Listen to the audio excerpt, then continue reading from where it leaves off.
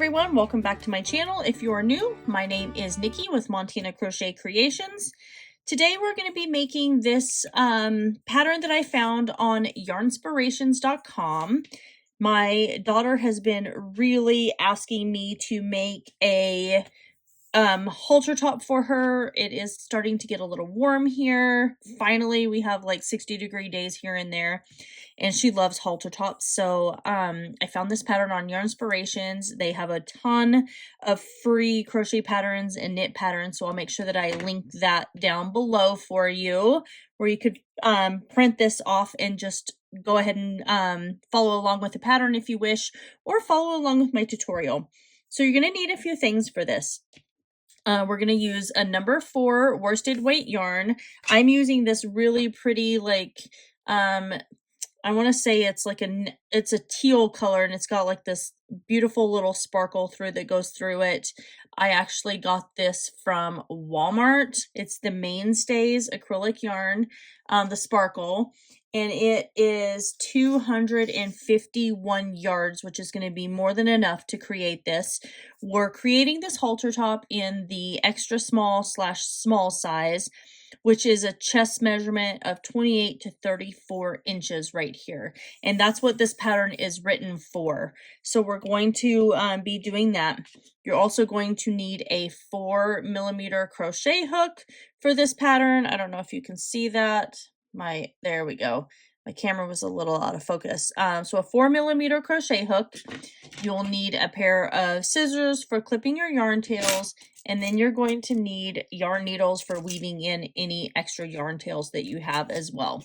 So go ahead and grab all of your products, and we will get started on this really cute crochet halter top. All right, so we're going to get started with row 1. This is working on the body of our halter top. So we're going to create our slip stitch here. And I just want to make note that the chain 2, it says at the beginning of the rows, do not count as a stitch.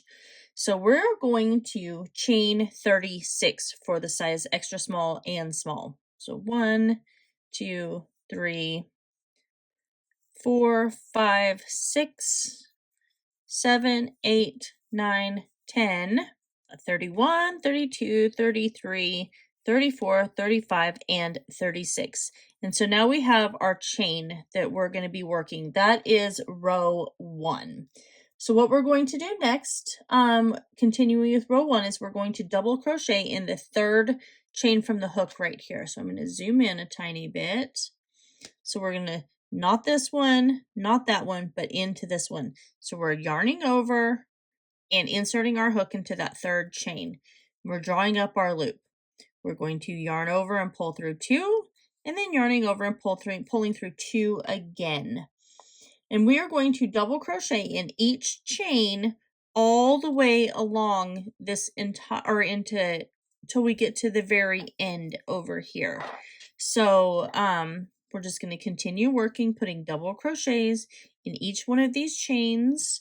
At the end of row 1, you should have a total of 34 double crochet. All right, for our next row, we are going to chain 2, and we're going to turn our work. So remember, I said that chain 2 does not count as double crochet. So we're going to go into our chain 2 space, and we're going to place 1 double crochet. The very next stitch, we're placing 2 double crochet into the same stitch.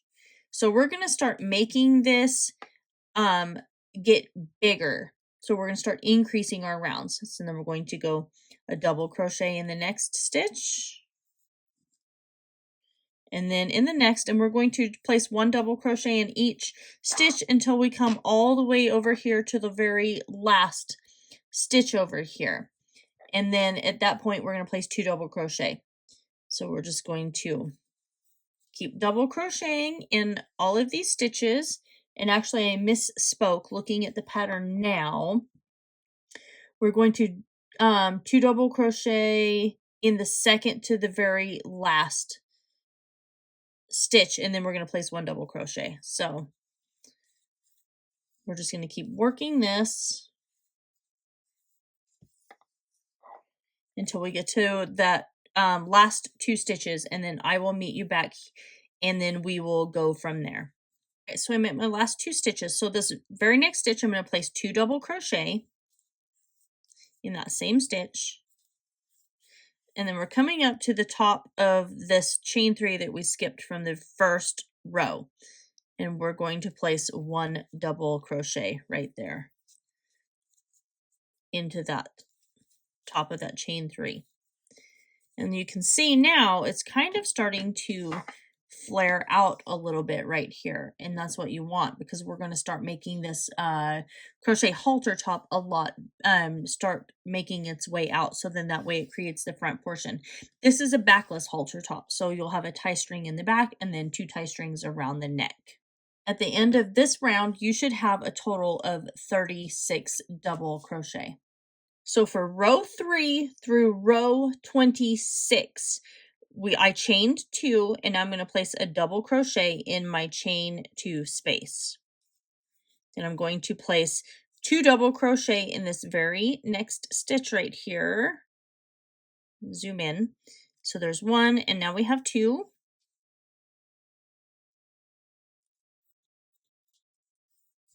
And then we're going to place 1 double crochet in each stitch all the way along the very top here until we come over here to the last 2 stitches.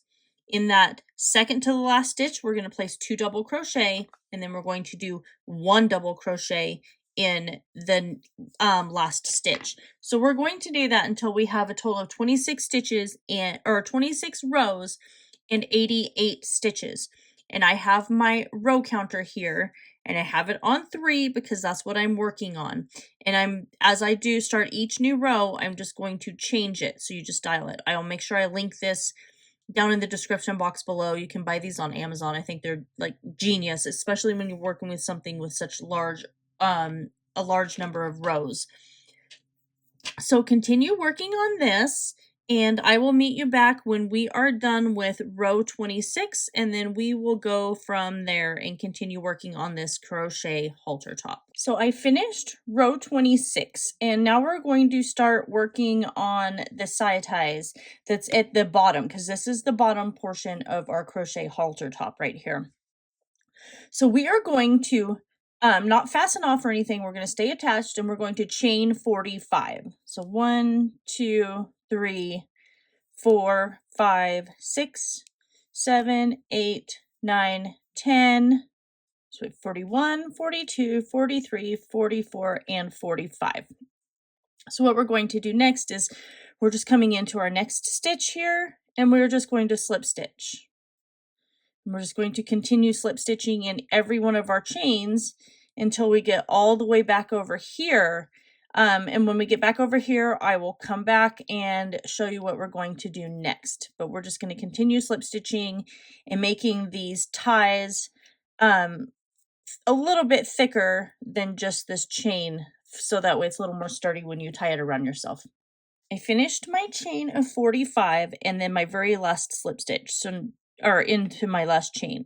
So now I'm going to slip stitch just like this, and I'm going to slip stitch all along this edge that tapers in right here. So I'm going to slip stitch just all the way down, so just grabbing my stitches as I can, so just working through these double crochets from the end of each row.